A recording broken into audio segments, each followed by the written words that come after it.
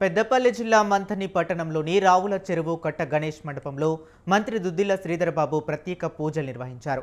రాష్ట్రం సుభిక్షంగా ఉండాలని, ఇచ్చిన హామీలను నెరవేర్చే విధంగా ప్రభుత్వానికి శక్తిని ఇవ్వాలని స్వామివారిని కోరినట్లు చెప్పారు.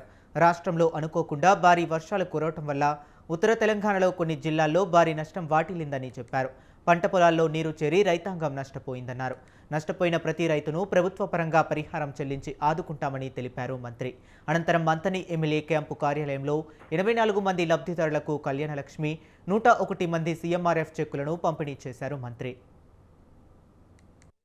భారీ ప్రకృతి వైపరీత్యం వల్ల రాష్ట్రంలో అనేక చోట్ల వ్యవసాయానికి సంబంధించిన పంట చేలు గాని కొన్ని ప్రాంతాల్లో ప్రాణ నష్టం జరిగింది. ఎప్పటికప్పుడు ప్రభుత్వ యంత్రాంగం కూడా అప్రమత్తంగా ఉంటూ అనుకోకుండా వర్షాలు రావటం, క్లౌడ్ బస్ట్ కావటం, ఈ విధమైన క్లౌడ్ బస్ట్ జరుగుతూ ఉన్న సందర్భంలో ఊహించని విధంగా వర్షాలు రావటం వలన ఒక పరంగా జిల్లా యంత్రాంగం కూడా అప్రమత్తంగా ఉన్నప్పటికీ పెద్ద ఎత్తున 40 సెంటీమీటర్లు 60 సెంటీమీటర్ల వర్షాపాతం నమోదు కావటం, దానికి సంబంధించి కూడా మొత్తం ఆ జిల్లాలకు సంబంధించిన యంత్రాంగం కూడా మరి అన్ని తీర్ల చర్యలు తీసుకున్నప్పటికీ ఊహించని విధంగా 40 సెంటీమీటర్లు 50 సెంటీమీటర్ల వర్షాపాతం చూస్తే ఊహన్ అందకుండా ఉండే వర్షం రావటం ఇబ్బందికరంగా ఉన్నప్పటికీ మొత్తం ఒక పరంగా రెవెన్యూ యంత్రాంగం, ఇంకో పరంగా ఇరిగేషన్ కు సంబంధించిన యంత్రాంగం, జిల్లా కలెక్టర్ గారి పర్యవేక్షణలో మరి ఎవరికి కూడా ఇబ్బంది రాకుండా చూడటం జరిగింది. మన పెద్దపల్లి జిల్లా, అటు భూపాలపల్లి జిల్లా, ఆ ప్రక్కన ఉన్న యావత్ ఉమ్మడి కరీంనగర్ జిల్లాకు సంబంధించి కూడా వర్షాపాతం నమోదుతో పాటు